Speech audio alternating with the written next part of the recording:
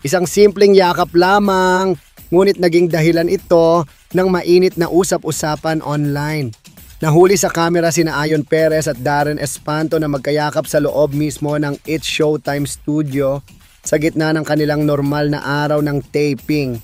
Ang naturang sandali na tila walang mali siya sa mata ng mga taong nakakakilala sa kanilang dalawa ay agad na naging sentro ng atensyon sa social media matapos itong i-upload ng isang audience member.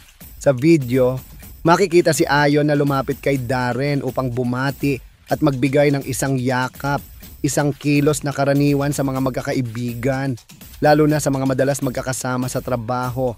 Ngunit gaya ng inaasahan sa mundo ng social media, hindi ito nakaligtas sa mapanuring mata ng ilan sa publiko. May mga netizens na agad nagbigay ng espekulasyon at malisya na tila may something more umano sa pagitan ng dalawa. Gayunman, mariin itong itinanggi ng mga taong malapit sa kanila.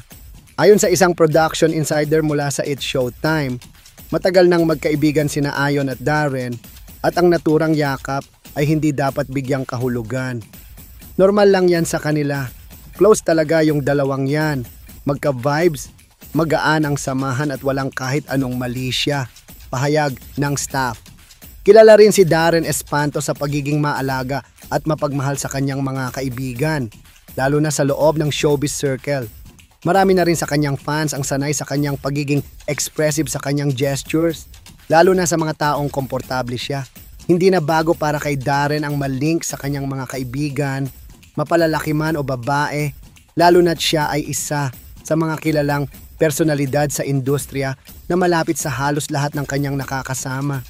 Sa mga naunang panayam, paulit-ulit na niyang binigyang diin na ang kanyang focus ay nasa career at personal growth at kung darating man ang panahon para sa pag-ibig, ito ay kusang lalapit.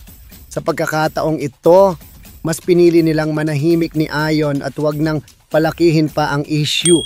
Isang desisyong nagpapakita ng kanilang maturity at respeto sa isa't isa.